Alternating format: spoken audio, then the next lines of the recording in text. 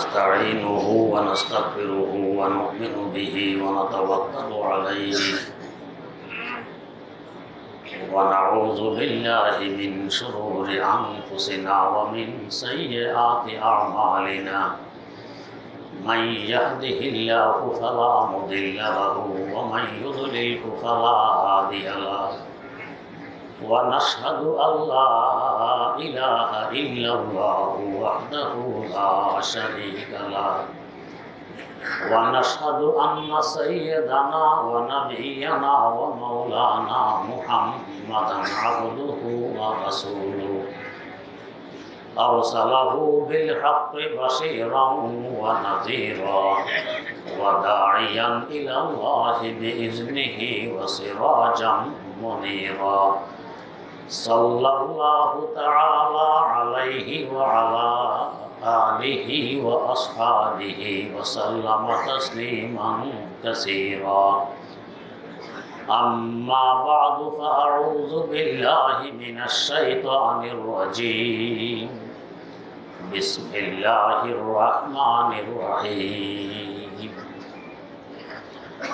قل هذه سبيلي أدعو إلى الله على بصيرة أنا ومن اتبعني وسبحان الله وما أنا من المشركين وما أرسلنا من قبلك إلا رجالا نوحي إليهم من أهل القرى أفلم يسيروا في الأرض فينظروا كيف كان عاقبة الذين من قبلهم ولدار الآخرة خير للذين اتقوا أفلا تعقلون صدق الله مولانا العظيم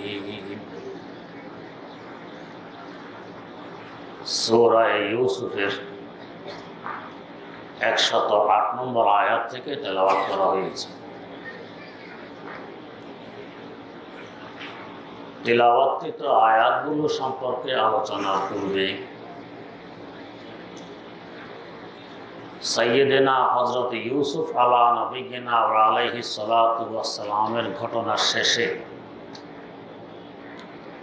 একটি কথা এসেছিল এবং এই কথাটি কোরআনে কারিমে উল্লেখ নেই। সেটি হলো জুলাইখার সাথে কি তার বিয়ে হয়েছিল নাকি হয়নি, এই ব্যাপারে সহি হাদিসে কোনো আলোচনা নেই। হ্যাঁ, ঐতিহাসিক বর্ণনা মতে, তাফসীরের বর্ণনা মতে, এর আগের আহলে কিতাবদের বর্ণনা মতে যে আলোচনা বিভিন্ন তাফসীর গ্রন্থে উল্লেখ আছে, তার মধ্যে তাফসীরে ইবনে কাসীরে উল্লেখ করে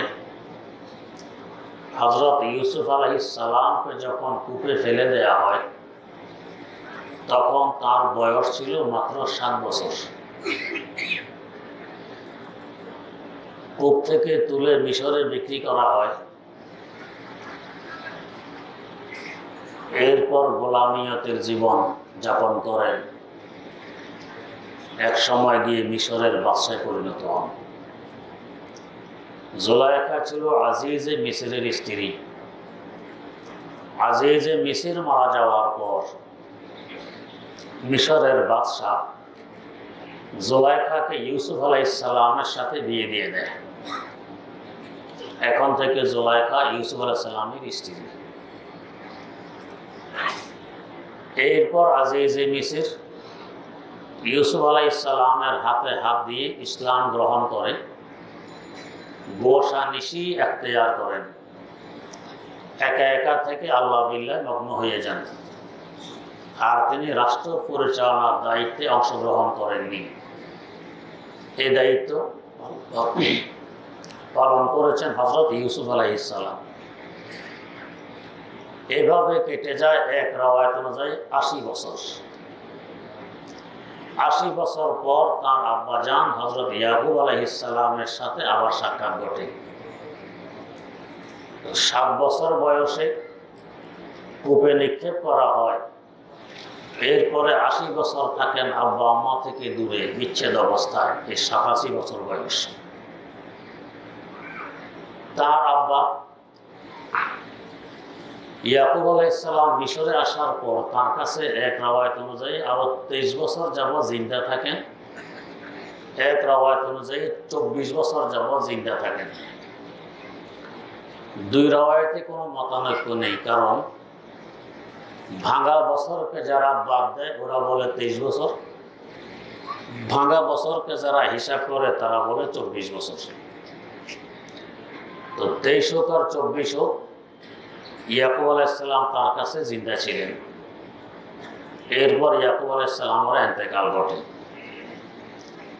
ইন্তেকালের সময় তিনি ওসিয়ত করে গেছেন, আমাকে মিশরে দফন করবে না, ফিলিস্তিন নিয়ে আমার পূর্বপুরুষ, আমার আব্বা ইসহাক, আমার দাদা ইসমাইল, পরদাদা ইব্রাহিম, পরদাদা ইব্রাহিম, ইসমাইল তো দাদা নয়, ওদের কাছে নিয়ে আমাকে দফন করবে। আব্বার ওসিয়ত অনুযায়ী ইউসুফ আলাইহিস সালাম ইয়াকুব আলাইহিস সালামকে ইয়াকুব আলাইহিস সালামের আব্বা ইসহাক এবং ইয়াকুব আলাইহিস সালামের দাদা ইব্রাহিম আলাইহিস সালামের সাথে নিয়ে দফন করেন।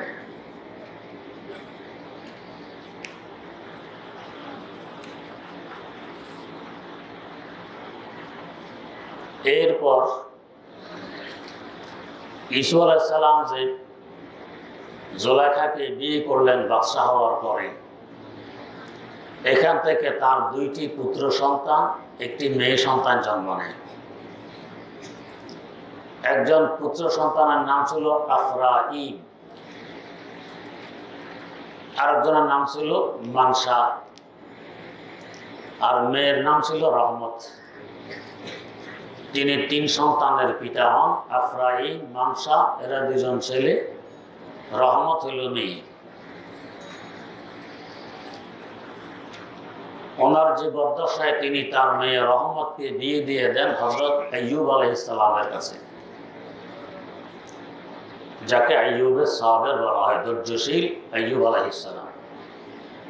আইয়ুব আলাইহিস সালাম ইউসুফ আলাইহিস সালামের জামাতা, ইউসুফ আলাইহিস সালাম তার শ্বশুর।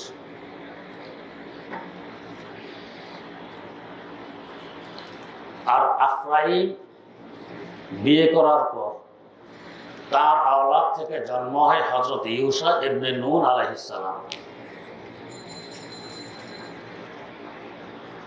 তাদের বংশগতভাবে এবং আত্মীয় স্বজনের মধ্যে অনেক নবীর আগমন ঘটে। ইউসুফ আলাইহিস সালাম নিজে নবী, তার আব্বা ইয়াকুব আলাইহিস সালাম নবী, তার আব্বা ইসহাক আলাইহিস সালাম নবী, তার আব্বা ইব্রাহিম আলাইহিস সালাম নবী, তার জামাতা আইয়ুব আলাইহিস সালাম নবী। পরবর্তীতে তার বংশের আরেক জামাই হযরত ইউসা ইবনে নুন নবী। নিজের বংশ এবং আত্মীয় স্বজনের মধ্যে অনেক নবী হয়। আইয়ুব আলাইহিস সালাম ধৈর্যের মধ্যে ছিলেন প্রসিদ্ধ। এত অসুস্থতার ভিতরে, অর্থ সম্পদ চলে যাওয়ার ভিতরেও কখনো ধৈর্য হারা হননি। শুরুর দিকে ছিলেন খুব সম্পদশালী, শেষও আবার হয়ে গেছেন সম্পদশালী। তার একটি ঘটনা প্রসিদ্ধ আছে, তিনি গোসল করতে নামছেন পানিতে, এই সময় দেখতেছেন সোনার চড়ুই পাখি পড়তেছে আকাশ থেকে। সোনার চড়ুই পাখি, মানুষের চড়ুই পাখি কুড়াইতেছে, কি আনন্দ উৎসব, কে কত বেশি কুড়াইতে পারে। হযরত আইয়ুব আলাইহিস সালাম তিনিও গোসল বাদ দিয়ে চড়ুই পাখি কুড়ানোর পিছনে লেগে গেলেন মানুষের সাথে। উনিও খুব কুড়াইতেছেন। আল্লাহ রাব্বুল আলামিন ওহী পাঠাইলেন, আইয়ুব তোমাকে কি আমি সম্পদ কম দিয়েছি? গোসল বাদ দিয়ে সোনার চড়ুই পাখির পিছনে দৌড়তেছ। উনি যে উত্তর দিলেন এটা হলো শিক্ষণীয়। আল্লাহ পাক তো দেখতেছেন নবীর অবস্থা কি, সব জানেন, বোঝেন, শোনেন। এরপরও আমাদের শেখার জন্য আল্লাহ পাক কিছু পদ্ধতি অবলম্বন করেন যাতে এতে আমরা শিক্ষা গ্রহণ করতে পারি। তো সব জানেন বোঝেন, নবী কি জবাব দেবেন তাও বোঝেন, প্রশ্ন করতেছেন আপনাকে কি সম্পদ কম দিয়েছি? সোনার চড়ুই পাখির পিছনে কেন ধরতে হবে? জবাব দিলেন, আল্লাহ আমি কখনো আপনার রহমত থেকে অমুখাপেক্ষী নই। আপনার রহমত যতই পাবো আমার আরো দরকার। আমি তো গোলাম, আমি বন্দা, আমি মুহতাজ। আপনার রহমত থেকে আমি অমুখাপেক্ষী নই। এখন যদি আমি সোনার চড়ুই পাখি না কুড়াই তো বোঝা যাবে আমি বড় বীর বাহাদুর, আমার এগুলোর দরকার নেই। না আল্লাহ, আপনার রহমত যত দিবেন আমার আরো দরকার আছে। এখান থেকে বোঝা যায় যদি শরীয়ত মোতাবেক সম্পদ কামাই করা যায়, শরীয়ত মোতাবেক হেফাজত করা যায়, শরীয়ত মোতাবেক ব্যয় করা যায়, এটা পয়গম্বরের সুন্নত পরিপন্থী নয়, বরং আমি যে আল্লাহ পাকের রহমতের মুহতাজ তার বহিঃপ্রকাশ। এটা হলো বন্দার বন্দিগির আলামতার চিহ্ন যে আমি মুহতাজ। ইসলামী শরীয়ত সম্পদ কামানো দোষণীয় নয়। রাসূল আকরাম সাল্লাল্লাহু আলাইহি ওয়াসাল্লাম বলেছেন, আল ইয়াদুল উলিয়া খায়রুম মিনাল ইয়াদিস সুফলা। দাতার হাত গ্রহীতার হাত থেকে উত্তম। সম্পদ না থাকলে দাতা হবে কিভাবে? দাতা হতে হলে সম্পদ লাগবে, কামাই না করলে আসবে কোত্থেকে? তাই কামাই করো, এরপরে দান করো, যাকে দান করবে তার থেকে তুমি উত্তম হবে। দাতার হাত গ্রহীতার হাত থেকে উত্তম, দান করো। তেমনি ভাবে রাসূল আকরাম সাল্লাল্লাহু আলাইহি ওয়াসাল্লাম বলেছেন, নিজ হাতের কামাই হলো উত্তম রিজিক। তো কামাই না করলে উত্তম আসবে কোত্থেকে? কামাই করো। ফারুক আজম ওমর রাদিয়াল্লাহু তাআলা আনহু যখন ক্ষমতায় ছিলেন, পুরা মুসলিম জাহানকে তিনি জরিপ করেছেন কি পরিমাণ জমি আবাদ আছে আর কি পরিমাণ অনাবাদ পড়ে আছে। জরিপ করে বেশির থেকে বেশি জমিন আবাদ করার তিনি উদ্যোগ নিয়েছেন। জমিন আবাদ করলে সম্পদ কমবে না বাড়বে? বাড়বে, বাড়ানোর চেষ্টা। তেমনি ভাবে রাসূল আকরাম সাল্লাল্লাহু আলাইহি ওয়াসাল্লাম বলে গেছেন, মান আহিয়া আরদান মাইতাতান ফাহিয়া লাহু। যে ব্যক্তি মুর্দা জমিন জিন্দা করবে সে ওই জমিনের মালিক হয়ে যাবে। মুর্দা জমিন আবার কি? মানুষ মরে আর বাঁচে, এটা জীবের সিফাতার গুণ বৈশিষ্ট্য, মরবে বাঁচবে। জমিন তো জীব নয়, এটা আবার মরে কেমনে বাঁচে কেমনে? আমাদের দেশের সকল জমি জিন্দা, তাই আমরা বুঝি না। মরু এলাকায় গেলে দেখবেন হাজার হাজার মাইল জমি, ঘাস পর্যন্ত নেই, আবাদের অনুপযোগী, এগুলিকে বলে মুর্দা জমি। জিন্দা কিভাবে করব? প্রথম হবে জমিনকে সমান করতে হবে। জমিন উঁচু নিচু থাকলে একদিক উঁচু একদিক নিচু, তো পানি তো চলে যাবে, ফসল হবে না, সমান করা লাগবে। 2 নম্বর, জমিনে থাকে পাথর, এগুলো সরাই ফেলতে হবে, খালেস মাটির ব্যবস্থা করতে হবে। 3 নম্বর, কূপ খননের মাধ্যমে হোক, ক্যানাল খননের মাধ্যমে হোক, পানির ব্যবস্থা করতে হবে। এটাকে বলে জমিন জিন্দা করা। তো রাসূলুল্লাহ সাল্লাল্লাহু আলাইহি ওয়াসাল্লাম বলেন, এই পরিশ্রম করে যে পরিমাণ জমিন জিন্দা করবে ওই পরিমাণ জমিনের সে মালিক হয়ে যাবে। কেন এ কথা বলে? যাতে মালিক হওয়ার আশায় বেশির থেকে বেশি জমিন জিন্দা করে, আবাদের উপযোগী বানায়। আবাদের উপযোগী কেন বানাবে? সম্পদ কমার জন্য না বাড়ার জন্য? বাড়ার জন্য। রাসূল আকরাম সাল্লাল্লাহু আলাইহি ওয়াসাল্লাম চাইছেন সম্পদ বাড়ুক। হযরত ইবনুল জওজি রাহিমাহুল্লাহ, অনেক বড় বুজুর্গ সুফি, তার লেখা পড়ে দেখুন সম্পদ অর্জনের জন্য কত উদ্বুদ্ধ করেছেন। কেন? হযরত সুফিয়ান সাউরি রাহিমাহুল্লাহ 2য় শতাব্দীর মানুষ, অনেক বড় মুহাদ্দিস, অনেক বড় সুফি, বড় বুজুর্গ আল্লাহওয়ালা। তিনি বলেন, লাওলাম তাকুন হাযিহিদ দানানীরু ওয়াদ দারাহিম লাতামান্দালা বিনাল উমারা। আমাদের হাতে যদি এই দেড়হাম দিনার তথা টাকা পয়সা না থাকতো, তো আমির ওমরা তথা ক্ষমতাসীনরা আমাদেরকে রুমালের ন্যায় ব্যবহার করত। রুমাল দিয়ে নাক মুছে পরে এটা ফেলে দেয়, এইভাবে নাক মুছে ফেলে দিত, তুচ্ছতাচ্ছিল্য করত। এই সম্পদ আমাদের হাতে আছে বিধায় আমাদেরকে তুচ্ছতাচ্ছিল্য করতে পারে না। এখান থেকে বোঝা গেছে সম্পদ কামানো ইসলামে দূষণীয় নয়। যথাসাধ্য বেশি থেকে বেশি কামাও, আল্লাহ রাস্তা ব্যয় করো। এমনকি নিজের স্ত্রী, পরিবার, পরিজন, সন্তান, সন্ততি এদের পিছনে ব্যয় করাও হাদিস শরীফ আছে সাদাকার সওয়াব। হাত্তা লোকমাতা ফিহা, নিজের স্ত্রীর মুখে যে লোকমা তুলে দিচ্ছ এটাও সাদাকার সওয়াব পাবে, সাদাকার সওয়াব। তো পয়সা না থাকলে সন্তানের পিছনে ব্যয় করবো করতে সওয়াব পাবো কিভাবে? পয়সা কামাও। তো আইয়ুব আলাইহিস সালাম এমনি অনেক বড় ধনী, এর ভিতরে সামনের চড়ুই পাখি করতেছে মানুষের সাথে, তিনিও পুড়াইতেছেন খুব বেশি বেশি, কে করতে পুড়াইতে পারে। আল্লাহ পাক যখন বললেন আইয়ুব তোমাকে কি আমি কম দিয়েছি, তারপরও আবার সামনের চড়ুই পাখি কোরআনের পিছনে পড়েছে। জবাব দিলেন আল্লাহ আমি আপনার রহমত থেকে অমুখাফেক্ষী নই, রহমত যতই দিবেন আমি মুখাফেক্ষী, এই জন্য আমি কুড়াই। এতে আল্লাহ পাক খুশি হয়ে গেছেন, উদ্দেশ্যত পরীক্ষা করছে। আইয়ুব আলাইহিস সালামের সম্পদশালী ছিলেন, এরপরে আমার সম্পদ চলে গেছে, স্বাস্থ্য চলে গেছে, পরীক্ষা যখন পাশ করলেন আবার ফিরে এসেছে। আর ইউসুফ আলাইহিস সালামের বংশের মেয়ের জামাই হযরত ইউশা ইবনে নুন আলাইহিস সালাম, তিনি ছিলেন সাইয়্যিদিনা হযরত মূসা আলা নবিয়িনা আলাইহিস সালাতু ওয়াস সালামের সফর সঙ্গী। কিসের সফর? হযরত মূসা আলাইহিস সালাম একদিন ওয়াজ করতেছিলেন, ওয়াজ। এমন সুন্দর সুন্দর কথা, গুরুত্বপূর্ণ কথা, গভীর ইলমের আলোচনা চলতেছে।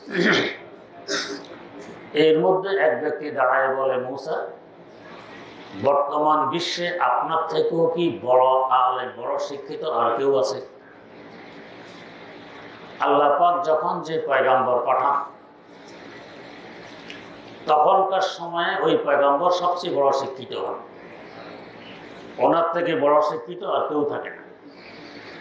যেমন প্রথম পয়গম্বর পাঠালেন সাইয়্যিদিনা হযরত আদম আলা নবিয়িনা ওয়া আলাইহিস সালাতু ওয়াস সালাম, কত বড় শিক্ষিত বানায় পাঠাইলেন। আল্লাহ পাক বলেন ওয়া আল্লামা আদামাল আসমাআ কুল্লাহা, প্রত্যেক মাখলুকের নাম আদমকে শেখানো হয়েছে।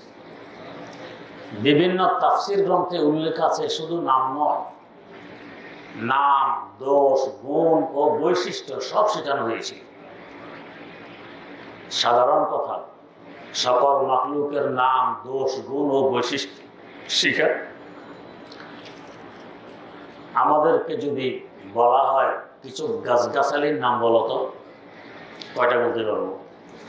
আম গাছ, জাম গাছ, তাল গাছ, বেল গাছ, সুপারি গাছ, কলা গাছ, নারকেল গাছ, এরপরেই খোঁজাখুঁজি আরম্ভ হবে, গাছের নাম মনে আসে না।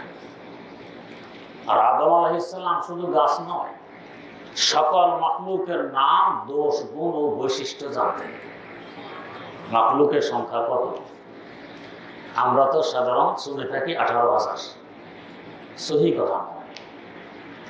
তাফসীর গ্রন্থে আছে মাখলুকের সংখ্যা 18,000 নয়, জগতের সংখ্যা 18,000। জগৎ। হযরত জাফর সাদেক রাহিমাহুল্লাহ তো বলেন ওয়া দুনিয়া মিনহা, 18,000 জগৎ থেকে গোটা দুনিয়া হলো একটি জগৎ। এই দুনিয়াতে যারা জীব নিয়ে গবেষণা করেন তাদের গবেষণায় আজ পর্যন্ত 15,000 কোটিরও অধিক জীব ধরা পড়েছে। যত দিন যায় সংখ্যার সাথে আরো সংখ্যা যোগ হয়। তো শুধু জীবের সংখ্যায় যদি এই পর্যন্ত 15,000 কোটিরও অধিক ধরা পড়ে, যেগুলো নির্জীব, এদের দৃষ্টিতে গাছগাছালিও জীব নয়। কারণ জীব বলা হয় ওই প্রাণীকে যার প্রাণ থাকে, এর পাশাপাশি স্ব ইচ্ছায় এক জায়গা থেকে আরেক জায়গায় যেতে পারে, একে বলে জীব। গাছগাছালির প্রাণ আছে, জীবন আছে, কিন্তু স্ব ইচ্ছায় এক জায়গা থেকে আরেক জায়গায় যেতে পারে না। এই সংজ্ঞার আওতায় না আসার কারণে গাছগাছালিকে জীবের আওতায় আনা হয় না। তো শুধু জীব যদি 15,000 কোটিরও অধিক ধরা পড়ে, নির্জীব যত মাখলুক আছে সব মিলিয়ে কত হাজার কোটি হবে? 18,000 মাখলুকাত হয় কিভাবে? বিষাদ সিন্ধু একটি পুঁথি আছে, মিথ্যার সমাহার। এই পুঁথির মধ্যে একটি পয়ার আছে, লাখে লাখে স্বর্ণ মরে কাতারে কাতার, গনিয়া বাঁচিয়া দেখি 24,000। মূল্য লাখে লাখে কাতারে কাতারে, গনার পর দেখে 24,000 হইল নি? এইটাই তো প্রমাণ বহন করে যে এটা মিথ্যা সমাহার, শিয়ার লেখা। যাই হোক, তো মাখলুকের সংখ্যা 18,000 নয়, জগতের সংখ্যা 18,000। দুনিয়া হলো 18,000 জগৎ থেকে একটি জগৎ। এর মধ্যে যদি এত অসংখ্য মাখলুক হয়, 18,000 জগতে কত অসংখ্য মাখলুক হবে? সব আদম আলাইহিস সালাম নাম জানতেন, দৌড় জানতেন, গুড় জানতেন এবং বৈশিষ্ট্য জানতেন। শুধু জানতেন যে তা নয়, পরীক্ষার হলে ফেরেশতাকুলের সামনে আল্লাহ পাকের দরবারে মুখস্থ শুনেও দিয়েছেন। এর পাশাপাশি বিভিন্ন তাফসীর গ্রন্থে উল্লেখ আছে তিনি 7 লক্ষ ভাষায় কথাবার্তা বলতে পারতেন। কত বড় শিক্ষিত চিন্তা! এভাবে প্রত্যেক নবী তার সময়ের সবচেয়ে শ্রেষ্ঠ শিক্ষিত ছিলেন।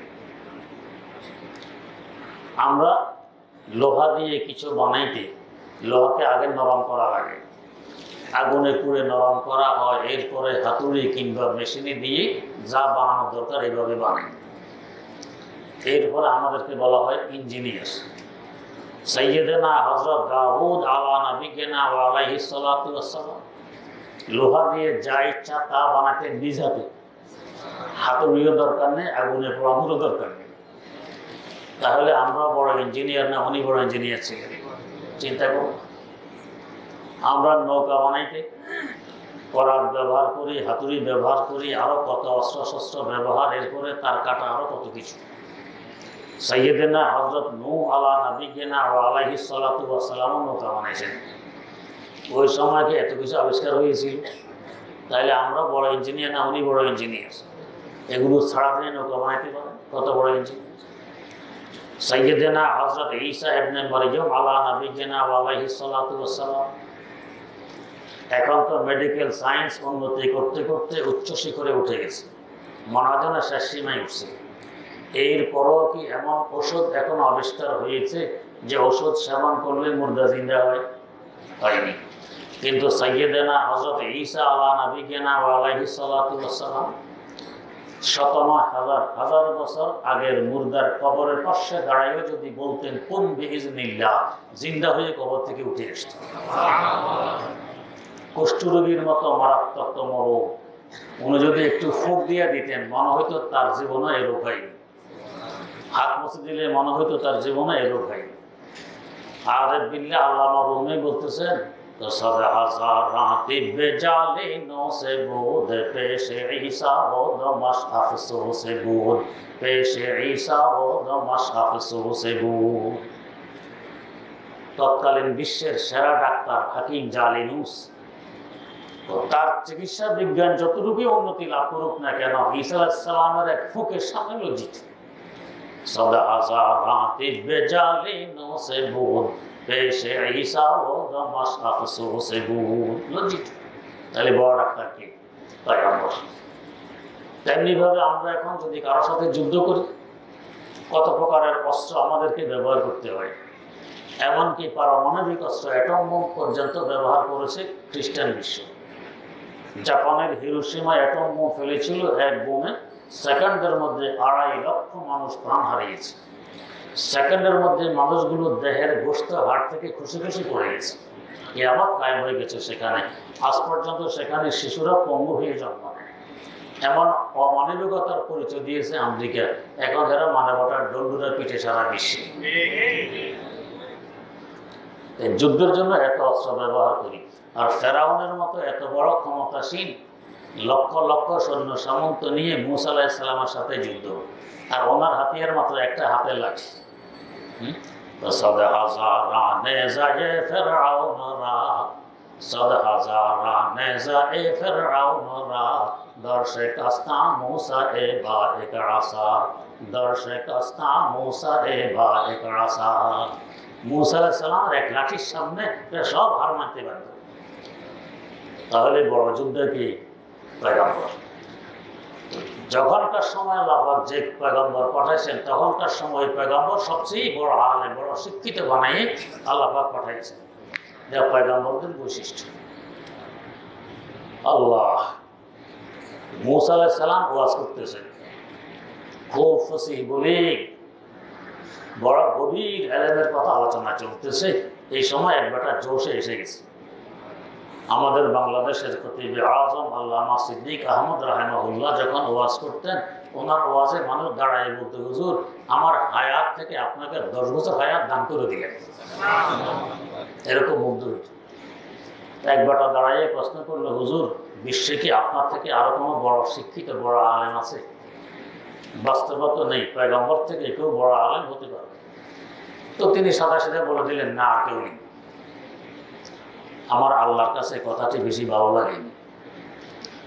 যদিও বাস্তবে অনেক বড় আলেম হোক, অনেক বড় শিক্ষিত হোক, নিজের ব্যাপারে নিজে বলা এটা আল্লাহ পাকের কাছে বেশি ভালো লাগে না। যদি বলতেন আল্লাহই ভালো জানে, তা আল্লাহ খুশি হইতেন বেশি।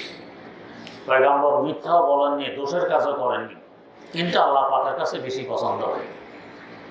তাই দেখবেন আলহামদুলিল্লাহ বাস্তবে যারা আলেম, এরা কখনো নিজকে নিজে আলেম বলে দাবি করে না। নিজের নামের আগে মাওলানা, মুফতি, অমুক তমুক এই কখনো নিজেরা লেখে না। অন্যরা লেখে ভিন্ন কথা, নিজে লেখে না। কিন্তু অন্য লাইনের লোকেরা নামের আগে লেখে ডাক্তার অমুক, ইঞ্জিনিয়ার অমুক, ডক্টর অমুক, এগুলি সব লেখে। কিন্তু আলেমরা সাধারণত এগুলি লেখে না। আল্লাহ লেখার দরকারটা কি? আমার ভিতরে কিছু থাকলে এমনি প্রকাশ হবে, ভিতরে কিছু নাই, হাজার লাইন যদি লিখে ফেলে তো কি লেখা হবে? আমাদের ঢাকায় আমার এক বন্ধু আছেন, নামের আগে একবার পোস্টারে গনছি 35টা টাইটেল, 35টা।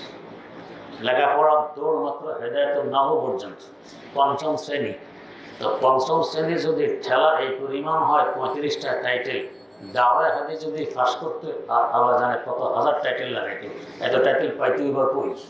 এই জন্য আল্লাহ দাওয়া পর্যন্ত যাওয়ার তৌফিক দেননি। এত টাইটেল তো নাই দুনিয়াতে, পাবে কই? তো তুমি এখানেই থাকো। কি অবস্থা! অথচ নিজে আরবি করতে পারে না। আল্লাহ মাত্র আল্লাহ। মুসা আলাইহিস সালাম যে বললেন, না আমার থেকে বড় আলেম নেই, কথা সত্য, বাস্তব, কিন্তু আল্লাহ পাকের কাছে বেশি ভালো লাগে। নিজে দাবি কেন করবেন? আল্লাহ বললেন, মুসা আমার এক বান্দা আছেন মাজমাউল বাহরাইন, 2 সাগরের মিলিত স্থানে উনি থাকেন, উনি তোমার থেকে আরো বড় আলেম। তার মানে সর্বদিক দিয়ে নয়, এক বিষয়ে কেউ কারো থেকে বড় আলেম হইতে পারে। মুসা আলাইহিস সালামের আগ্রহ হলো তার সাথে সাক্ষাৎ করি। যখন এক বিষয় হোক না, আমার থেকে বেশি জানে, তার সাথে সাক্ষাৎ করি। এখান থেকে বোঝা যায় বড় আলেমের সাথে সাক্ষাৎ করতে যাওয়া পয়গম্বরের সুন্নত। কোন আলেমের এক নজরে আমার জীবনের পরিবর্তন ঘটে, আমার ভাগ্যের পরিবর্তন ঘটে, আমি তো জানি না। তো বড় আলেমের সাথে সাক্ষাৎ করার জন্য সফর করা, এটা সুন্নতে মুসবি, মুসা আলাইহিস সালামের সুন্নত এবং সাহাবায়ে কেরামেরও সুন্নত। আল্লাহ পাক বললেন তিনি থাকে 2 সাগরের মিলিত স্থানে, রওনা করলেন। এই 2 সাগর কোন 2 সাগর? মতানৈক্য আছে। একমত আফ্রিকাতে 2 সাগর একত্রিত হয়েছে সেখানে, আবার কারো কারো মতে পারস্য সাগর এবং দজলা নদী যেখানে এসে একসাথে হয়েছে, এখানে বিভিন্ন মত আছে। যাই হোক, মুসা আলাইহিস সালাম রওনা করলেন, সাথে সঙ্গী হিসাবে নিলেন ইউসুফ আলাইহিস সালামের বংশীয় মেয়েদের জামাই ইউশা ইবনে নূন আলাইহিস সালামকে। এখান থেকে বোঝা যায় সফর করতে কাউকে সাথে রাখা এটাও সুন্নতে পয়গম্বর। তো এখন যা আমরা একা করি, এখন একা হয় না। আমি যে গাড়িতে করি গাড়িতে আরও লোকজন আছে, সাথী আছে, এটা সাথীবিহীন সফর বলা হয় না। আগের যুগে তো গাড়ি টাড়ি নেই, হয় পায়ে হেঁটে অথবা ওঠে কিংবা ঘোড়ায় খচ্চরে গাদাই করে চলতেন, তো সেখানে একজন সাথীর দরকার। এখন তো গাড়িতে চলে, পুরো গাড়িতে সাথী। তো এখন বিনা সাথী সফর হইলে কথা বলা যাবে না, অনেক সাথী আছে। যাই হোক, ইউশা ইবনে নূনকে সাথে নিয়ে নিলেন, আর খাওয়ার জন্য একটি আস্ত মাছ বাজি করে রাখলেন সাথে, মাছ বাজি। এখান থেকে বোঝা যায় মাছবাজি পয়গম্বররা পছন্দ করতেন, এবং গোশতবাজি থেকেও মাছবাজির স্বাদ কিন্তু বেশি। দলিল, আল্লাহ রাব্বুল আলামিন বেহেশতে যে প্রথম নাস্তা করাইবেন সেটা হলো মাছের কলিজার পাশে যে একটু সাদা অংশ থাকে, খুব স্বাদ তৈলাক্ত, এটা দিয়ে। এই মাছটা কত বড়, তার কলিজা কত বড়, যার এই সাদা অংশ দিয়ে পুরো বেহেশতের পাশে নাস্তা হয়ে যাবে। এটা তো হলো নাস্তার তরকারি। কিন্তু রুটি কই? রুটি হলো এখন যে দুনিয়ায় বসবাস করতেছি, আল্লাহ পাক এটাকে বেলে রুটি বানাইয়া বেহেশতে খাওয়াই দিন। হাকিম মুহাম্মদ মুজাদ্দিদুল মিল্লাত হযরত শাহ আশরাফ আলী থানভী রাহমাতুল্লাহ আলাইহি বলেন, কত বলাইতে হলো বেহেশতে যাওয়ার পরে মাটি খাওয়া হইবে। মাটি খাওয়া তো বেজ্জতির আলামত না? অমুকের কাছে অমুকের বিয়ে দিয়ে কত মাটি খাইলাম বলে না? এরকম এক বেটা মেয়ে বিয়ে দিয়েছে এক ছেলের কাছে, ছেলে কিছু সোজা সাজা, শ্বশুর বাড়িতে এসে কথাবার্তা বলে না। এখন মেয়ের বাপ ছেলের বাপের কাছে শিকায়ত করছে, অভিযোগ করছে, কি ছেলে দিলেন, ছেলে তো কথাই কয় না। এখন ছেলের আব্বা ছেলেকে বুঝাইছে যে শ্বশুর বাড়িতে গিয়ে কিছু কথাবার্তা বলতে হয়, এরকম চুপচাপ থাকতে হয় না। তো ছেলে রওনা করছে, শ্বশুর বাড়ি বেড়াইতে আসতেছে। মাঠের মধ্যখান দিয়ে রাস্তা, তো যেখানে মানুষ খেত খামার করে, বড় বড় বিল, বিলের মধ্যখানে কিছু খালও থাকে, চিকন চিকন খাল। এই খালের পাড়ে তো কোনো মাটি মুটি থাকে না, মাঠ সমান, খালের পাড়ও সমান, মাটি থাকে না। তো ছেলে শ্বশুর বাড়িতে আসার পথে দেখে খালের পাড়ে এক ক্ষেতের মধ্যে তার শ্বশুর কাজ করতেছে জমিন। তা আব্বাকে বলে দিচ্ছে শ্বশুর বাড়িতে গিয়ে কথা বলতে হয়। এখানে শ্বশুরকে দেখে, আসসালামু আলাইকুম ভাই সাহেব, কেমন আছেন? প্রথম কথা। শ্বশুর মাথা তুলে দেখে যে জামাই মিয়া, ইন্না লিল্লাহ, আমার ভাই সাহেব বলবো, আচ্ছা যাক। এরপরে তো ভাই সাহেব, এই খালের উভয় পাড়ে কোনো মাটি মুটি নেই, মাটি এগুলো গেল কই? খালের পাড়ে যে মাটি নেই, মাটি গেল কই? শ্বশুর জবাব দেয়, এক পাড়ের মাটি খাইছে তোর আব্বা, আরেক পাড়ের মাটি খাইছি আমি। এখন জামাই আবার জিজ্ঞেস করে, ভাই সাহেব এত মাটি দুজনে মিলে কি জন্য খাইলেন? তো শ্বশুর জবাব দেয়, তোর আব্বা খাইছে তোর মতো বেকুব জন্ম দিয়া, আর আমি খাইছি তোর মতো বেকুবের কাছে মেয়ে বিয়ে দিয়ে। এই দুই পাড়ের মাটি দুজনে খাইছে। তো মাটি খাওয়া মানুষ এটাকে বেজ্জতি মনে করে না? হযরত থানভী বলতেছেন, তো বলাই হইল বেহেশতে গিয়ে প্রথম নাস্তায় মাটি, তাতে ইজ্জত শেষ। আল্লাহু আকবার। হযরত থানভী জবাব দেন, এখন যে আমরা খাই, রুটি খাই, গোশত খাই, ফল ফলাদি খাই, এগুলো কি সব মাটির উৎপাদন নয়? রুটিও মাটি থেকে, ফলও মাটি থেকে, গোশত মাছও মাটি থেকে, সব মাটি থেকে। তাহলে এই মাটি থেকে উৎপাদিত এক এক ফলের কি পরিমাণ স্বাদ! হ্যাঁ, রুটির এক স্বাদ, ভাতের আরেক স্বাদ, পোলাওর আরেক স্বাদ, বিরিয়ানির আরেক স্বাদ, তারপরে গোশতবাজির এক স্বাদ, কাবাবের আরেক স্বাদ, পাকাইলে আরেক স্বাদ, রেজালার আরেক স্বাদ, ভাজি করলে আরেক স্বাদ। এক এক গোশতের এক এক রকমের স্বাদ। পাখির গোশত একরকম, গরুর গোশত আরেক রকম, ছাগলের গোশত আরেক রকম, মুরগির আরেক রকম, কবুতরের আরেক রকম, ঘুঘু পাখির আরেক রকম। এক এক পাখির গোশত এক এক রকম স্বাদ, এক এক মাছ এক এক রকম স্বাদ। আর এক মাছ, ইলিশ মাছ, কত রকমের স্বাদ দেখছেন? করলার মধ্যে এক স্বাদ, দুই পাশে একটু কালো রঙের গোশত থাকে, এটা আরেক স্বাদ। পেটের টুকরা আরেক স্বাদ, পিঠের টুকরা আরেক স্বাদ, গাড়ের টুকরা আরেক স্বাদ, লেজের মধ্যে আরেক স্বাদ, ডিমের মধ্যে আরেক স্বাদ। এক মাছের মধ্যে কত রকমের স্বাদ! এই যত স্বাদ আছে, রুটিতে বলো, ভাতে বলো, পোলাওয়ে বলো, গোশতে বলো, মাছে বলো, ফল ফলাদিতে বলো, এই সব স্বাদ জমিন থেকে আসছে না? সব জমিন থেকে। তাহলে সকল স্বাদের মূল গোডাউন হলো জমিন। এখন তো একদিক দিয়ে একটা স্বাদ বেরিয়ে আসছে, খাইয়ে এত স্বাদ লাগে। সকল স্বাদের মূল কেন্দ্রবিন্দু, মূল গোডাউন হলো জমিন। এটাকে যদি আল্লাহ পাক পিঠা বানায় খাওয়ান, কি পরিমাণ স্বাদ হবে চিন্তা করো। খুব স্বাদ হবে। তো মাছের কলিজার পার্শ্বের সাদা অংশ হবে তরকারি, আর এই জমিন হবে রুটি। এটা দিয়ে বেহেশতিবাসীকে প্রথম নাস্তা করে দিবেন আল্লাহ। যাই হোক, ইউসা ইবনে নূনকে সাথে নিয়ে খাওয়ার জন্য একটা মাছ ভাজি সাথে রাখতেন, আস্ত মাছ ভাজি। আল্লাহ পাকের পক্ষ থেকে ওহী আসলো। ওই ওহীর আলোকে মুসা আলাইহিস সালাম বললেন, ইউসা, আমরা হযরত খাজা খাজরের সাথে সাক্ষাতের লক্ষ্যে চলছি। ওই বন্দাকে খাজা খাজর, আমরা বলি খিজির। দোয়াদের মধ্যে যদি জের দেওয়া হয়, তো খার মধ্যে জবর দিতে হবে, খাজের, খিজির, এটা গরম। আর যদি খার মধ্যে জের দিতে হয়, তো দোয়াতে হবে জজম, খিজর। দোয়াদে জের হবে না। দোয়াদে জের হলে খার মধ্যে জবর দিতে হবে, আর যদি খার মধ্যে জের দেই তো দোয়াদে হবে জজম, হবে খিজর। যাই হোক, আমরা খাজা খাজরের সাথে সাক্ষাতের উদ্দেশ্যে রওনা করছি। যেখানে দেখবে এই ভাজি মাছটি জিন্দা হয়ে চলে গেছে, ওইখানে হবে আমাদের গন্তব্য। ওখানে আমাদের গন্তব্য, ওখানে আল্লাহ ওই বান্দা খাজা খাজরের সাথে সাক্ষাৎ হবে। ওনারা হাঁটতে হাঁটতে হাঁটতে হাঁটতে এক জায়গায় গিয়ে ক্লান্তি অনুভব হইল। মুসা আলাইহিস সালাম শুয়ে পড়ছেন এক পাথরের সাথে ট্যাক লাগাই। ইউসা ইবনে নূন ওনার সফর সঙ্গী বসে আছেন। হঠাৎ মাছিটা জিন্দা হইয়া লাফাইতে লাফাইতে ব্যাগ থেকে বেরিয়ে সাগরে চলে গেল। গেল তো গেল, এই যে পানির দিকে চলে যাচ্ছে, সাগরের গভীরতার দিকে, পানি মিশতেছে না, শুরু ছিদ্র হয়ে যাচ্ছে। তাহলে কয় আশ্চর্য হইল? এক আশ্চর্য, বাজি মাছ হয়ে গেছে জিন্দা। দ্বিতীয় আশ্চর্য, লাভ দিতে দিতে যায় পৌঁছছে সাগরে। তৃতীয় আশ্চর্য, পানির নিচে যে যাচ্ছে, পানিটা মিশতেছে না, ছিদ্র থেকে যাচ্ছে, শুরু পথ হয়ে যাচ্ছে। তিনটা আশ্চর্য ঘটনা একাত্রিত হইল। একটু পরে মুসা আলাইহিস সালাম সজাগ হয়ে আবার সফর শুরু করলেন। ইউসা ইবনে নূন বলতেছেন না যে মাছটা নেই, ভুলে গেছেন। বোঝা গেছে মনে রাখা আর ভুলা চাবিকাঠি আমার আল্লাহর হাতে। এত গুরুত্বপূর্ণ মারাত্মকতম তিনটা অলৌকিক ঘটনা, এটা কি বলে উনি ভুলে গেছেন। অনেক দূর যাওয়ার পরে মুসা আলাইহিস সালাম বলতেছেন, ইউসা বড় ক্লান্তি লাগতেছে, চলো ওই মাছটা খাইয়ে নিই। মাছটা ওহ, আমি তো ভুলে গেছি, মাছটা চলে গেছে ওইখানে, ওই যে আপনার আরাম করছেন সেখানে গেছে। আরে আমরা তো ওই খোঁজে বেরিয়েছি।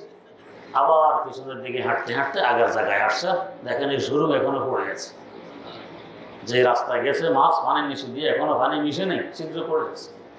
ইউসা ইবনে নূন মুসা আলাইহিস সালামের সফর সঙ্গী আবার ফিরে এসে খাজর আলাইহিস সালামের সাথে সাক্ষাৎ ঘটে।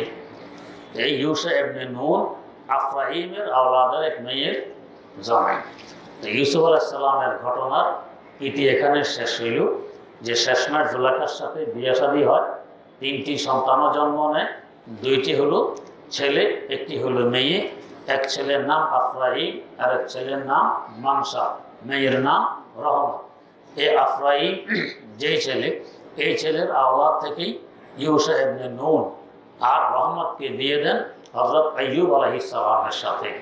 এদের পয়গাম্বরী সিলসিলা আত্মীয়তার মাধ্যমেও চলতেছে, আবার পুরুষজাত পয়গাম্বরের সিলসিলাও চলতেছে। কত বড় ভাগ্যবান এই সিলসিলা! আল্লাহ কুল হাযিহি সাবিলি আদউ ইলাল্লাহি আলা বাসীরাতিন আনা ওয়া মান ইত্তাবা'আনি ওয়া সুবহানাল্লাহি ওয়া মা আনা মিনাল মুশরিকিন।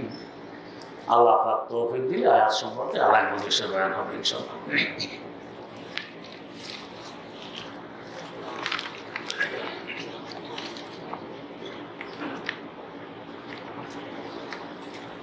প্রশ্ন, আওয়াবিন নামাজ কত রাকাত এবং আওয়াবিন নামাজ কোন সময় পর্যন্ত, নামাজের সময় কখন পর্যন্ত থাকে? আওয়াবিন নামাজ হলো 6 রাকাত। তবে মাগরিবের সুন্নত 2 রাকাত সহ 6 না 2 রাকাত বাদে 6। ফতোয়ায়ে শামিতে এই ব্যাপারে বিস্তারিত আলোচনা আছে। এখানে 2 মত, কারো মতে সুন্নত সহকারে 6, কারো মতে সুন্নত ছাড়া 6। হযরত শেখ আহমদ সারহিন্দি মুজাদ্দিদে আল-ফিসানি রহমতুল্লাহ আলাইহি মাঝে মধ্যে সুন্নত সহ 6 পড়তেন, মাঝে মধ্যে সুন্নত বাদে 6 পড়তেন, যাতে উভয় কথার উপরে আমল হয়ে যায়। তো সুন্নত বাদে পড়লে 4 রাকাত হবে, সুন্নত বাদে পড়লে 4 রাকাত হবে, সুন্নত সহকারে পড়লে 4 রাকাত হবে। প্রশ্ন, হিন্দু লোকের নিকট থেকে মসজিদ তৈরির জন্য টাকা দিলে নেওয়া যাবে কি? কিছু শর্ত সাপেক্ষে নেওয়া যাবে। 1 নম্বর শর্ত, পরবর্তীতে নেতৃত্ব কর্তৃত্বের আশঙ্কা না থাকতে হবে। 2 নম্বর শর্ত, পরবর্তীতে খোটা দেওয়ার আশঙ্কা না থাকতে হবে। 3 নম্বর শর্ত, পরবর্তীতে মসজিদে চাঁদা দেওয়ার কারণে ওদেরও আবার আমাদেরকে মন্দিরে চাঁদা দিতে হবে এমন আশঙ্কা না থাকতে হবে। এগুলো 4 নম্বর শর্ত, ওরাও তাদের ধর্মের দৃষ্টিকোণ থেকে সওয়াবের কাজ মনে করতে হবে। এই 4 শর্ত পাওয়া গেলে পয়সা নেওয়া বৈধ আছে, না হলে বৈধ নয়। প্রশ্ন, 4 রাকাত বিশিষ্ট নামাজের প্রথম রাকাতে যদি আমি ইমামের পিছনে না পাই, তাহলে ইমাম সাহেব সালাম ফিরানোর পর আমি বাকি রাকাত যখন আদায় করব তখন কি সানা পড়ব? যদি আপনি এসে সানা প্রথম রাকাত পাননি, এখানে দেখতে হবে নামাজে কি সূরা কেরাত জোরে পড়তেছেন না আস্তে। যদি দেখেন জোরে পড়তেছেন, এখন সানা পড়বেন না, আপনি যে রাকাত সালামের পরে দাঁড়াই পড়বেন সেখানে সানা পড়বেন। আর যদি দেখেন আস্তের কেরাত, যেমন জোহরের নামাজ, আসরের নামাজ আস্তে, তাহলে নিয়ত বাঁধার পরে এখানে একবার সানা পড়বেন, আবার ইমামের সালামের পর বাকি নামাজ আদায় করার সময় যখন দাঁড়াবেন সেখানে আবার সানা পড়বেন। আপনাকে এই অবস্থায় 2 বার সানা পড়তে হবে। প্রশ্ন, কোনো নাবালেগ শিশুর বাবা যদি মারা যায়, তাহলে সেই নাবালেগ শিশুটি বালেগ হওয়ার পর তার অন্যান্য চাচার ন্যায় তার দাদার সম্পত্তির মালিক হবে কি? দাদার থাকতে তার আব্বা মারা গেলে সে মালিক হবে না, তবে দাদার জন্য কিছু তাকে দিয়ে যাওয়া মুস্তাহাব সওয়াবের কাজ, না দিলে সে মালিক হবে না। একবার প্রশ্ন, তাহলে এই ছেলেটা বাঁচবে কীভাবে, থাকবে কই? ইসলামী শরীয়তের দৃষ্টিতে তার দায়ভার তখন বর্তবে সরকারের উপর। যদি সে অসহায় থাকে, থাকার মতো কিছু না থাকে, তার দায়ভার সরকারের উপর।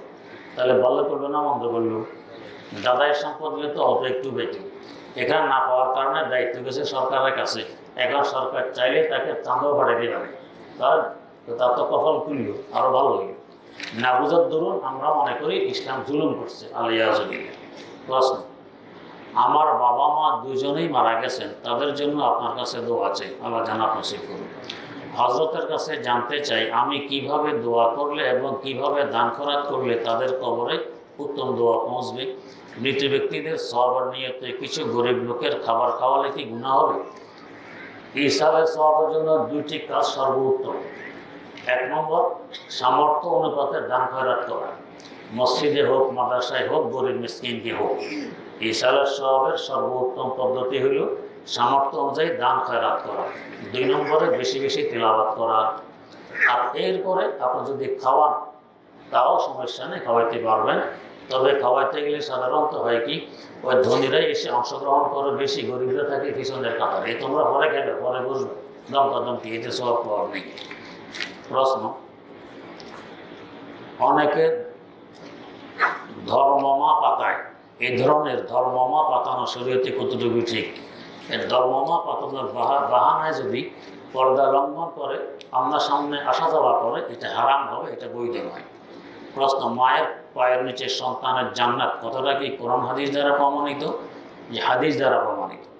প্রশ্ন, বিয়ে করার ক্ষেত্রে ছেলে ও মেয়েদের সর্বনিম্ন বয়স কত?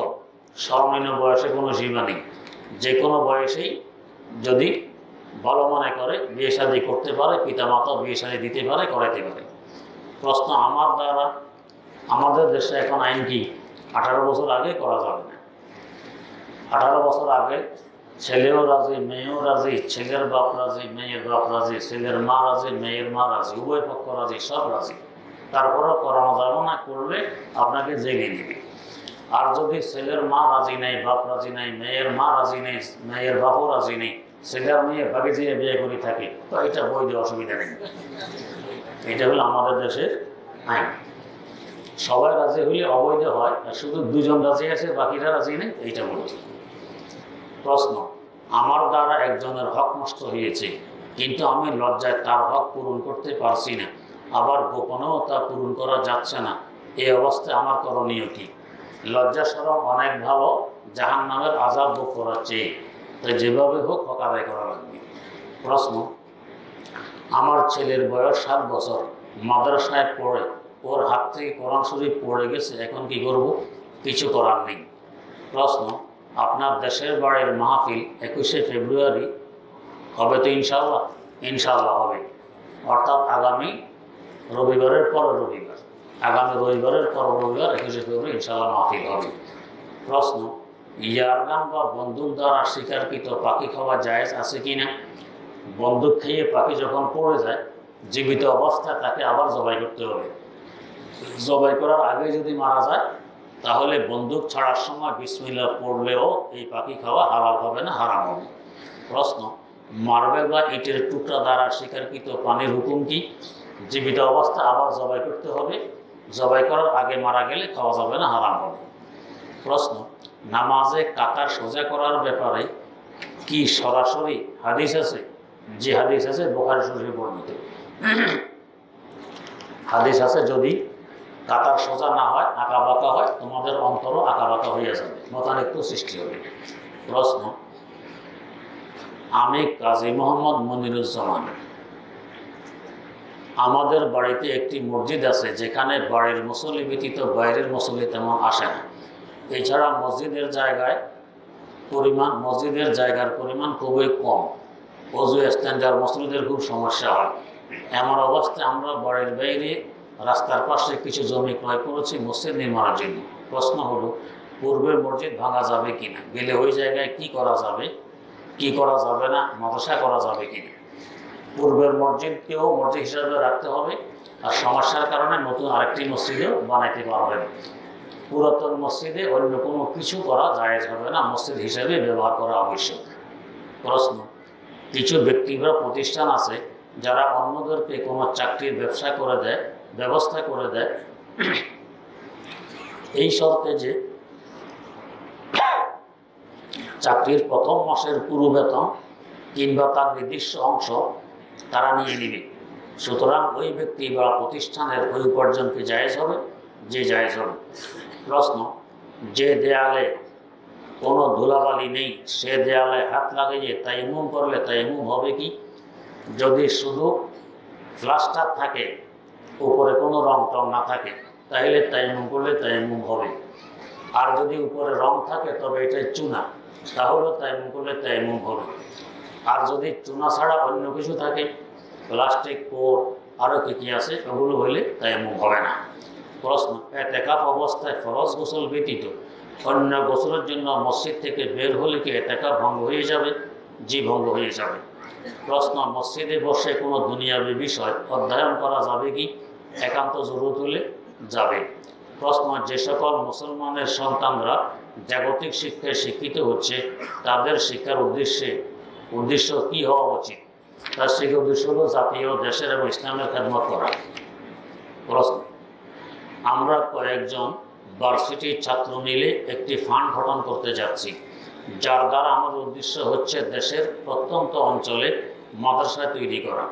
এর জন্য হারাম টাকা উপার্জনকারী কারো দান গ্রহণ করা জায়েজ হবে কি? অনেক দানকারী থাকবে যাদের আয়ের উৎস সম্পর্কে হয়তো আমরা জানি না, এক্ষেত্রে তাদের দান গ্রহণ করা যাবে কি? যাদের আয়ের উৎস সম্পর্কে জানা নেই এদের দান গ্রহণ করা যাবে। যদি নিশ্চিতভাবে জানেন যে হারাম উপার্জন করতেছে, সেখান থেকে দান করতেছে, ওই মাদ্রাসা যদি লিল্লাহ বোর্ডিং না থাকে তাহলে তা গ্রহণ করা যাবে না। লিল্লাহ বোর্ডিং থাকলে গ্রহণ করা যাবে। প্রশ্ন, আমার নানার 40 দিন রান্না করে এতিমখানায় খাবার দেয়া হয়, এতে সওয়াব হবে নাকি গুনাহ হবে? যেহেতু দিন নির্দিষ্ট 40, এটা শরীয়তের দৃষ্টিতে বৈধ না, কোনো সওয়াব হবে না। প্রশ্ন, মেয়েদের মাসিক বা 2 বা তার বেশি হয়ে সুস্থ হওয়ার পর, প্রশ্ন, বিকাশে কারেন্ট বিল দিলে বা মোবাইলে টাকা রিচার্জ করলে কিছু টাকা ছাড় দেওয়া হয়, এই টাকা ব্যবহার করা হালাল না হারাম? এটা হালাল। প্রশ্ন, আল্লাহর হুকুম খাস পর্দা করা, আর মা বলে পর্দা করতে না, পর্দা করলে মা বদদুয়া বা অভিশাপ দিলে আমার কোনো ক্ষতি হবে? এই বদদুয়া উল্টা মায়ের উপর বর্তাবে, মেয়ের উপর বর্তাবে না। প্রশ্ন, খাস পর্দা করলে মা যে অভিশাপ বা বদদুয়া দিলে মেয়ের কোনো ক্ষতি হবে? কোনো ক্ষতি হবে না, উল্টা মায়ের ক্ষতি হবে। ঈমান চলে যাওয়ার ভয় আছে মায়ের। প্রশ্ন, জমাত দাঁড়ানোর পর দেখা যায় সামনের কাতার পুরা না হইতেই নতুন কাতার দাঁড়িয়ে যাচ্ছে। কোনো কাতারে দেখা যায় 7-8 জন দাঁড়ানো যাবে এমন জায়গা ফাঁক রেখে জমাতে নামাজ পড়ছে, অর্থাৎ একটি কাতারে 3-4 ভাগ হয়ে যাচ্ছে। এমন অবস্থায় জায়গা থাকা সত্ত্বেও নতুন কাতার পিছন দিয়ে তৈরি করছে, সঠিকভাবে কাতার করা জানতে চাই। আগের কাতার পূরণ হওয়ার পরে পিছনে কাতার করতে হয়, পূরণ হওয়ার আগেই কাতার করলে এটা মাকরুহ হয়। প্রশ্ন, আমার বয়স 64 বছর, আমার সমস্যা আমি ওযু রাখতে পারি না, নামাজ কোরআন তেলাওয়াত করতে অসুবিধা হয়, কি উপায়ে নামাজ ও কোরআন তেলাওয়াত করব? ওযু রাখতে পারেন না, এটা কি কারণে, কি জন্য সামনে আসতে হবে, তারপরে হুকুম বলা যাবে। প্রশ্ন, রাসূল সাল্লাল্লাহু আলাইহি ওয়াসাল্লামের ঘরে একবার কুকুর ঢুকে যায়, পরে তিনি 3 বার বিসমিল্লাহ পড়ে পানিতে ফুঁ দিয়ে তা সারা ঘরে ছিটিয়ে দেন, এমন কোনো কথা আমি পাইনি। প্রশ্ন, অনেককে বলতে শোনা যায় যে ভাতের পাতিলের মাছ থেকে ভাত নিয়ে বা প্লেটের মাছ থেকে ভাত নিয়ে খেলে বরকত চলে যায়, এই বিষয়টি কি গ্রহণযোগ্য? জি, গ্রহণযোগ্য। বরকত মধ্যখানে অবতীর্ণ হয়, তা এক পাশ থেকে খেতে হয় এবং বাড়তে হয়। প্রশ্ন, প্রত্যেক মুসলমানের জন্য কি পরিমাণ এলেম অর্জন ফরজ? ইসলাম অনুযায়ী জীবন পরিচালনা করতে যে পরিমাণ এলেমের দরকার, এই পরিমাণ এলেম অর্জন করা ফরজ। প্রশ্ন, হোটেলে খানা খাওয়ার পর যারা খানা প্রদান করে তাদেরকে কিছু টাকা দেয়া লাগে, এটা কি জায়েজ? যদি আপনি খুশি হয়ে দেন তাহলে তো বৈধ হবে। যদি এই জন্য দেন যে আমাকে একটু বেশি করে এনে দিবে, এটা হারাম হবে। প্রশ্ন, যদি কারো অভ্যাসের বিপরীত যতদিন রক্ত দেখা দেয় পরে বন্ধ হয়ে 9ম দিন দেখা দেয়, তাহলে এটা কি হায়াতের অন্তর্ভুক্ত হবে? জি না, 10 দিনের আগে যেহেতু হয়ে গেছে অন্তর্ভুক্ত হবে। হ্যাঁ, যদি 9 দিনে দেখা দিয়ে 10 দিন অতিক্রম করে গেছে তাহলে বুঝতে হবে এটা হায়েজ নয়, অভ্যাস অনুযায়ী হায়েজ ছিল, বাকিটা ছিল রোগ, এখানে নামাজ কালাম করতে হবে। প্রশ্ন, তাশাহুদের সময় তাশাহুদ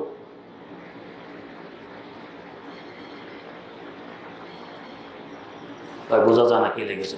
প্রশ্ন, এক আলেম বয়ানে বলতেছেন নফল নামাজে সিজদারত অবস্থায় কোরআনে বর্ণিত দোয়াগুলো পড়া যায় না, শুধু হাদিসে বর্ণিত দোয়া পড়া যায়, কথা সঠিক নয়। প্রশ্ন, কাজা নামাজ যদি 4 রাকাত বিশিষ্ট হয় তাহলে 2 রাকাতে শুধু সূরা ফাতিহার সাথে সূরা মিলাতে হবে নাকি পুরো 4 রাকাতে মিলাতে হবে? 2 রাকাতে মিলাতে হবে। 4 রাকাতে মিলাতে হয় তখন যখন আপনার খেয়াল অনুযায়ী কাজা নামাজ শেষ হয়ে গেছে, কিন্তু সতর্কতামূলক আরও কিছু নামাজ পড়ে দিচ্ছি কাজা হিসাবে, থাকলে কাজা হবে, না থাকলে নফল হবে। এখন যাই প্রত্যেক রাকাতে সূরা মিলানোর কথা আছে, কারণ যদি নফল হয় নফলের প্রত্যেক রাকাতে সূরা পড়তে হবে। প্রশ্ন, কোনো মেয়ে কি তার স্বামীকে তালাক দেওয়ার পর ওই স্বামীকে আবার বিয়ে করতে পারে? মেয়ের জন্য স্বামীকে তালাক দেওয়ার কোনো অধিকার নেই, এভাবে তালাক দিলে তালাক হয় না। প্রশ্ন, নামাজের শেষ বৈঠকে তাশাহুদ, দুরূদ শরীফ, দোয়া মাসুরা ব্যতীত আর কোন কোন দোয়া পড়তে হয়? কোরআন হাদিসে বর্ণিত যত দোয়া পড়তে মন চায় করতে পারবেন। প্রশ্ন, জুমার খুতবা রাসূল সাল্লাল্লাহু আলাইহি ওয়াসাল্লামের নাম যখন উচ্চারিত হয় তখন মুসল্লিগণ কি দুরূদ শরীফ পড়বে? জি না, আওয়াজ দিয়ে পড়বে না, মনে মনে পড়বে। প্রশ্ন, জামাতে নামাজ পড়াকালীন রুকু এবং সিজদার তাসবিহ পড়ার সময় ইমাম সাহেব যদি আল্লাহু আকবার বলেন, এই সময়ে আমার প্রাপ্তিত তসবিহ কি শেষ করতে হবে নাকি তাসবিহ অর্ধেক পড়ে ইমাম সাহেবকে অনুসরণ করব? তাসবিহটা শেষ করে অনুসরণ করবেন। প্রশ্ন, ফজরের নামাজের জামাত শুরু হয়ে গেলে ওই অবস্থায় সুন্নত নামাজ পড়া যায় কি না? যদি আপনার ধারণা হয় যে সুন্নত পড়ার পরে অন্তত তাশাহুদে শরীক হতে পারবো, তাহলে সুন্নত পড়বেন। আর যদি এই ধারণা হয় যে সুন্নত পড়তে পড়তে ইমাম সালাম ফিরিয়ে ফেলবেন, তাহলে আর পড়বেন না। আবার যদি ধারণা আছে তাশাহুদে শরীক হতে পারবো কিন্তু সুন্নত পড়ার মতো ভিন্ন কোনো জায়গা নেই, মসজিদের বারান্দা নেই, কোনো খুঁটি নেই, জায়গা নেই, তো তাহলে সুন্নত বাদ দিয়ে জামাতে শরীক হবেন। প্রশ্ন, ফজরের নামাজ জামাতে পড়ার পর ফজরের সুন্নত আদায় করা যায় কি না? জি না, সূর্য উদিত হওয়ার 12-13 মিনিট পরে আবার পড়তে হয়, এর আগে পড়লে মাকরুহ হবে। প্রশ্ন, স্বপ্নদোষ হলে কি গোসল করা ফরজ হয়? জি, ফরজ হয়। প্রশ্ন, শুধু নাপাকিস্তান ধুয়ে ফেললে কি শরীর পাক হবে? জি না, হবে না, গোসল করতে হবে। প্রশ্ন, আপনার লিখিত মাসালা ও দোয়া বিষয়ে কোনো বই থাকলে সেই বইয়ের নাম জানালে উপকৃত হতাম। জি না, এর বিষয়ে কোনো বই নেই। প্রশ্ন, গোসলখানা আর বাথরুম একসাথে থাকলে উজু করার সময় দোয়া পড়লে গুনাহ হবে কি? যদি টয়লেট যেখানে করে সেই জায়গা আর উজু গোসলের জায়গার মধ্যে ব্যবধান থাকে, হয়তো মধ্যখানে ওয়াল আছে অথবা হাফ ওয়াল আছে, কিনতে বা কোনো কাপড়ের পর্দা ঝুলানো আছে, অথবা যেখানে কমর বসানো ওইটা উঁচু আর যেখানে উজু গোসল করে এটা নিচু, আর উজু গোসলের জায়গাটা পরিষ্কার, তাহলে এখানে দোয়াগুলো করতে পারবেন, এর ব্যতিক্রম হলে পারবেন না। প্রশ্ন, নামাজের প্রথম রাকাতে সূরা হুমাজা পরে দ্বিতীয় রাকাতে আলাম নাশরা সূরা পড়া যাবে কি? ইচ্ছাপূর্বক এমন যদি করেন তো মাকরুহ হবে, আর ভুলে করলে মাকরুহ হবে না। প্রশ্ন, নফল নামাজের প্রথম রাকাতে যে কোনো সূরা, দ্বিতীয় রাকাতে সূরা ইখলাস পড়া যাবে কি? জি, যাবে। প্রশ্ন, দূরের যাত্রায় কসর নামাজ 8 দিন নিয়ত করে গেলে কিভাবে পড়ব? 4 রাকাত বিশিষ্ট ফরজ নামাজকে 2 রাকাত পড়বেন, আর বাপটাপ নেই। প্রশ্ন, মৃত ব্যক্তির গোসলের পর জমজম পানি তার শরীরে ঢেলে দেওয়া যায়? জি যায়। প্রশ্ন, আমি বিধবা নারী, আমার বাবা মা নাই, আমার ছেলেরা আছে, মেয়ে নেই, আমার সম্পত্তি ভাইয়েরা বা সৎমা পাবে আমার মৃত্যুর পর? জি না, পাবে না, সকল সম্পদ ছেলেরা পাবে। প্রশ্ন, স্বামীর কোন পাশে স্ত্রী ঘুমালে ঘুমানো হাদিসে বলা আছে? স্বামীর বাম পাশে। প্রশ্ন, বাচ্চা জন্মের 30 দিন পর চুল কাটা হয়েছে, এই চুল 4 মাস বাসায় রেখে দেয়া হয়েছে, এখন এগুলো সৎকা দেওয়া যাবে কি? জি যাবে। প্রশ্ন, হায়েজ বন্ধ হয়ে যাওয়া নারীর স্বামী মারা গেছে, এমত অবস্থায় 4 মাস 10 দিন সে কি ঘরে থাকবে? 4 মাস 10 দিন স্বামী মারা গেলে ইদ্যত পালন করতে হবে। চাই স্বামী মারা যাক, চাই আপনার হায়েজ বন্ধ হয়ে যায় অথবা চলতে থাকুক, যেভাবে হোক 4 মাস 10 দিন আপনাকে শোক পালন করা লাগবে। প্রশ্ন, জুমার দিন খতিব সাহেব বয়ান করছেন, এমন সময় বয়ান না শুনে জিকির করলে গুনাহ হবে কি? অনুত্তম কাজ হবে। প্রশ্ন, আমার এলাকায় একাধিক মসজিদ রয়েছে, কিন্তু আমার বাড়ির সবচেয়ে নিকটবর্তী যে মসজিদ তার ইমাম বেদাতি, সেক্ষেত্রে আমি যদি অন্যান্য মসজিদে না গিয়ে উক্ত বেদাতি ইমামের ইক্তেদা করি তাহলে আমার নামাজ সহি হবে কি? বেদাত তো 2 প্রকার, একটা হলো বেদাত ফিল আমল, একটা বেদাত ফিল আকীদা। বেদাত ফিল আকীদা যদি হয় তো নামাজ হবে না, এই জন্য ভালো হবে অন্য মসজিদে গিয়ে ভালো ইমামের পিছনে নামাজ পড়া। প্রশ্ন, কোনো বেদাতি ইমামের পিছনে ইক্তেদা করলে নাকি নামাজ পুনরায় আদায় করে নিতে হয়? তো বেদাত ফিল আকীদা যদি হয় তখন পুনরায় আদায় করে নিতে হয়, না হয় পুনরায় আদায় করা লাগবে না। প্রশ্ন, আমাদের মাঝে যে সকল ভাই ও বোনেরা কানে শোনে না বা কথা বলতে পারে না, তাদের নামাজের হুকুম কি? তারা এমনি জিহ্বা নেড়ে পড়বে, শোনার প্রয়োজন নেই।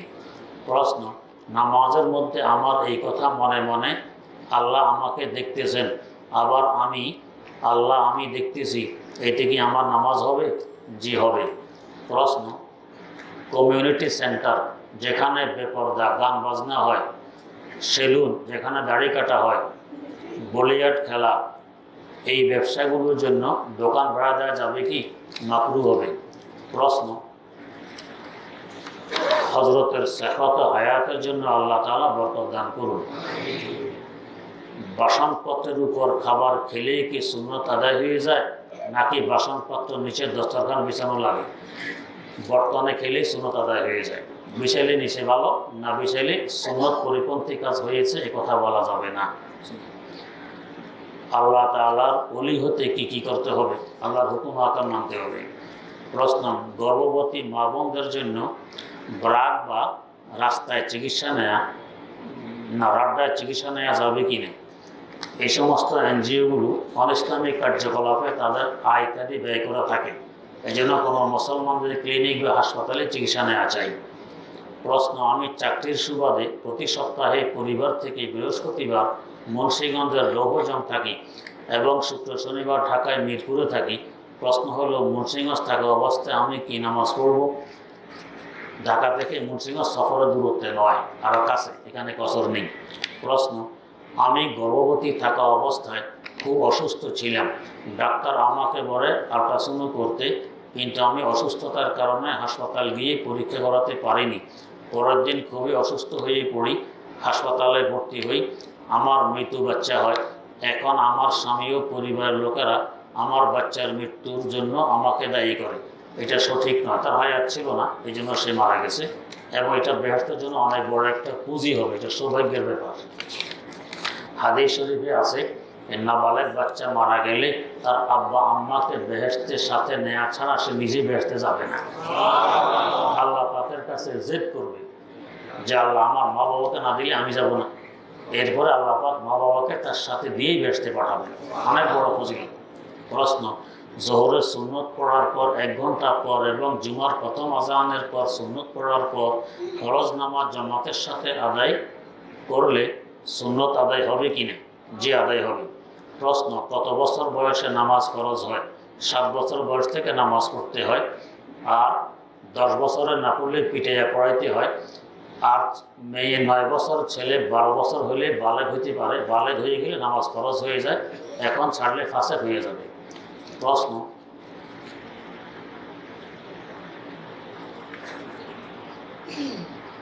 একজন হুজুর অসুস্থ, আল্লাহ সুস্থ করুন। প্রশ্ন, সূরা ইখলাস 3 বার পড়লে পুরা কোরআন শরীফ খতম করার সওয়াব হয় শোনা যায়, এই কথাটি হাদিস দ্বারা প্রমাণিত কিনা? জি না, প্রমাণিত নয়। হাদিসে আছে একবার পড়লে কোরআনের 1/3 পড়ার সওয়াব হয়। তো 3 বার পড়লে 3/3 হইল। পুরা কোরআনের কথা হাদিসে এইভাবে নেই। প্রশ্ন, বর্তমানে নাবালেগ এতিম বাচ্চা